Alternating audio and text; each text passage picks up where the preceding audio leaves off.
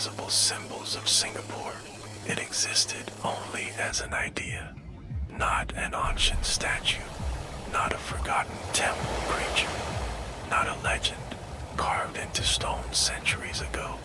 Just an idea, drawn in the modern age for a young city trying to tell the world who it was. Tonight, we drift to Singapore, to the edge of Marina Bay, where a white creature stands beside the water, half lion, half fish, always watching, always pouring water into the quiet bay. It looks ancient at first glance. It looks like something that might have waited for centuries beside the sea. But the Merlion is much younger than most people think.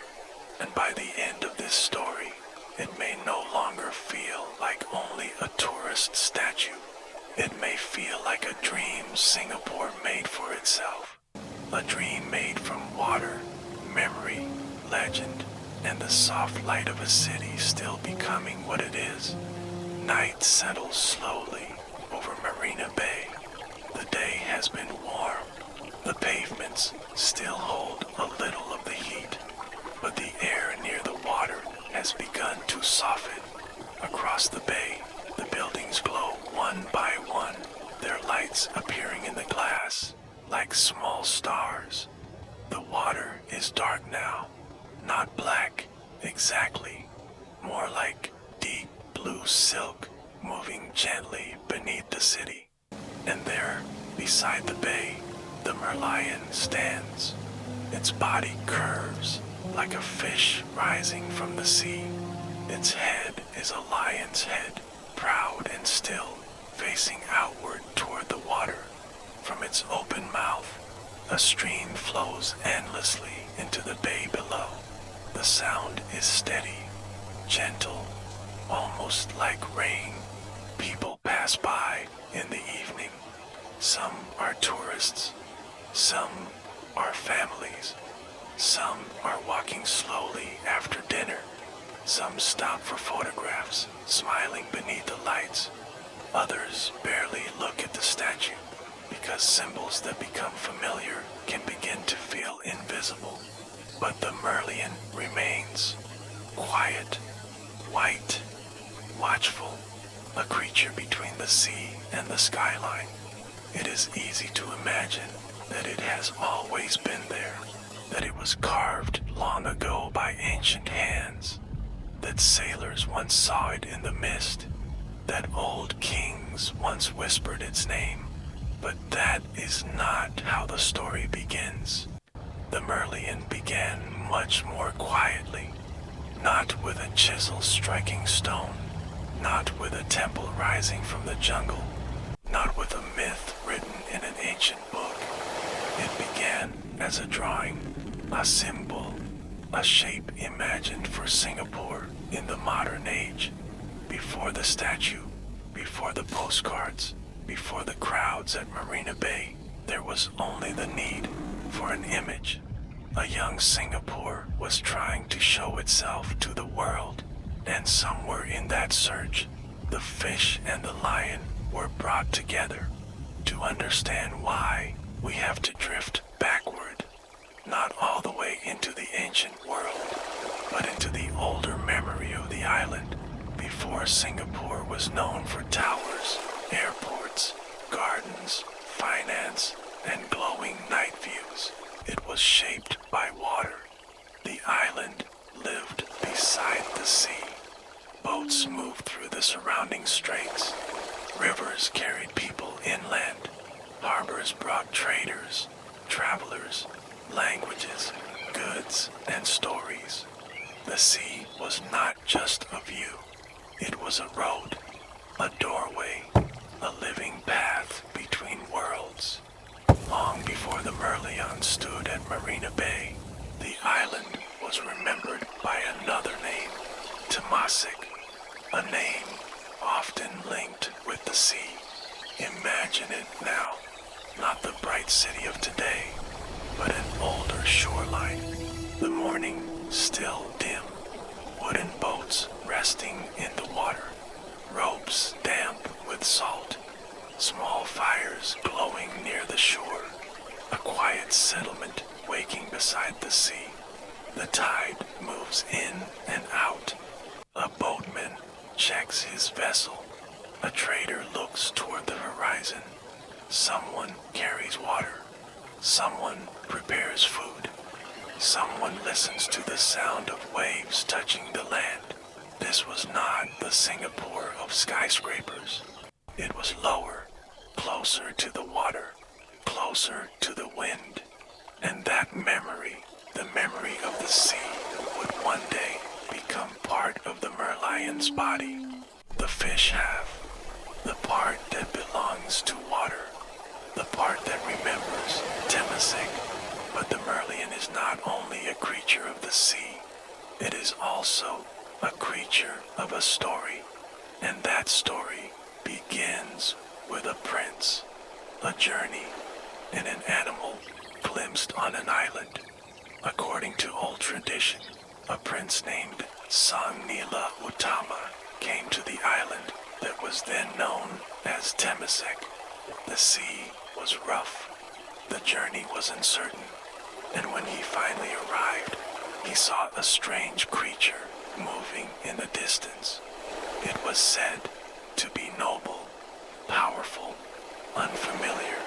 The prince was told it was a lion, and from that moment, the island was given a new name, Singapura, the Lion City. No one needs to know exactly what animal he truly saw to understand why the story lasted. Perhaps it was not a lion. Perhaps it was another creature entirely. But stories do not survive only because they are exact. They survive because they give meaning. The lion gave the island a new image, a feeling of courage, a feeling of destiny, a name that could travel through time. Temasek remembered the sea. Singapura remembered the lion. For many years, those two memories rested apart. The sea settlement, the Lion City, water and legend. Then, much later, in the 20th century, they were joined together. The Merlion was born from that joining. A fish body for the sea, a lion head for the city. One half from Temasek, one half from Singapura. A creature that was new, but made from older pieces. The Merlion was designed in the 1960s for Singapore's tourism board, before the famous statue was unveiled in 1972 near the mouth of the Singapore River. The fish body was meant to reflect Singapore's beginnings as a fishing village, while the lion head referred to the old story of Singapura, the Lion City. Content reference wasit, un, index agile, un. So the Merlion was not ancient, but it carried ancient feelings. It was not discovered, it was created, and still, somehow, it seemed to belong. There is something strange and gentle about symbols. At first, a symbol can be only an image on paper, a drawing, a logo, a thing approved in an office. But once it enters the world, it begins to gather life. People see it, they repeat it, they photograph it, they place it on postcards, shirts, signs, stamps, magnets, and memories. A child sees it on a school trip. A traveler sees it on their first night in Singapore. A family stands beside it, smiling while the water falls behind them. A person far away sees the shape years later and remembers the warm air near the bay. Slowly, the symbol changes. It stops being only official.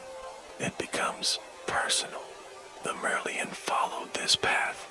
It began as a tourism symbol. Then it became a statue. Then a landmark. Then a memory. Then a part of how people imagine Singapore. At night, the Merlion feels different from the daytime. During the day, it can seem busy, bright, surrounded by cameras, movement, chatter, sunlight, and crowds. But at night, when the air cools and the water darkens, it becomes softer. The statue's white surface catches the glow from the city. The lion's face looks out across the bay. The fish body rests behind it. The water pours from its mouth in one continuous stream, again and again and again. The sound does not hurry. The statue does not move. The city glows around it, and for a moment, the modern world becomes quiet enough for the symbol to speak. It says sea. It says lion. It says island. It says beginning. It says a young country once needed an image and found one waiting between memory and imagination. Singapore itself is a place of meetings, land and sea, old and new, local and global, river and skyline, tradition and design, a trading port and a modern nation, a small island connected to the world. The Merlion holds that feeling in one body. It is not just one thing, it is two things joined together. A fish and a lion, a sea town and a lion city, a memory and a promise. That may be why the Merlion works, even though it is younger than people expect. It does not need to be ancient to carry meaning. It only needs to hold the right memories. Some symbols are old because time makes them old. Others become powerful because they arrive at exactly the right moment. The Merlion arrived when Singapore was still shaping its modern identity. It arrived when the city was learning how to present itself to the world. It arrived with 1 foot in legend and 1 foot in modern design. And over time, it became difficult to imagine Singapore without it. Picture the statue again. The bay is calm. The lights from the city move across the water in trembling lines. A breeze passes over the surface. Somewhere nearby, footsteps fade. A camera clicks. A boat moves in the distance. Then the sound settles again into the steady fall of water. The Merlion watches the bay. Behind it, towers shine. Before it, the dark water opens. Inside it, 2 older stories rest together. The story of the sea and the story of the lion. The sea story is quiet. It remembers boats, tides, salt, trade, and the old name Temasek. The lion story is brighter. It remembers a prince, a strange animal, and the name Singapura. The modern story is different again. It remembers a young city, a tourism board, a drawing, a statue, and a nation learning to make itself visible. All 3 stories meet in the same white figure beside the water. That is why the Merlion is more than a fountain. It is a place where stories gather. And like many bedtime stories, it begins with something simple. A creature, half one thing, half another, standing at the edge of a city, watching over the night. As the years passed, Singapore changed around the Merlion. The skyline grew taller. The bay became brighter. The city became one of the most recognizable places in the world. Glass towers rose where older views once opened. Bridges crossed the water. Lights reflected in the bay. Visitors came from far away, and the Merlion remained, still pouring water, still facing outward, still carrying the memory of a smaller island within a larger city. This is one of the quiet powers of landmarks. They stay in one place while the world changes around them. People grow older, buildings rise, roads shift, neighborhoods transform, but the landmark waits. And because it waits, people return to it. They return with friends, with children, with cameras, with memories. They say, here it is. This is the place. This is the symbol. This is Singapore. But the Merlion also reminds us that not every tradition begins in the distant past. Some traditions are made carefully, deliberately, almost quietly. At first, they may seem too new to matter, but then people carry them forward. A symbol is repeated, a statue is visited, a story is told, a photograph is kept, a memory is made, and slowly the new thing becomes part of history. The Merlion is younger than people think, but the need behind it is very old. People have always tried to give meaning to places. They have named rivers, raised stones, painted animals, built monuments, told origin stories, chosen flags, carved emblems, and stood beside water, wondering what their home should mean. Singapore did this too. It took the sea, it took the lion, it took the idea of a young nation moving forward, and it made a creature from them. A creature that never walked the ancient earth, but still found a place in history. Now the night grows deeper over Marina Bay. The crowds thin. The air becomes quieter. The Merlion's water continues to fall. The sound is steady enough to disappear into the background. The city lights shimmer. The bay moves softly, and the white figure stands at the edge of it all. A modern myth, a young symbol, an old feeling, not ancient, but not empty, not a relic, but a memory in the making.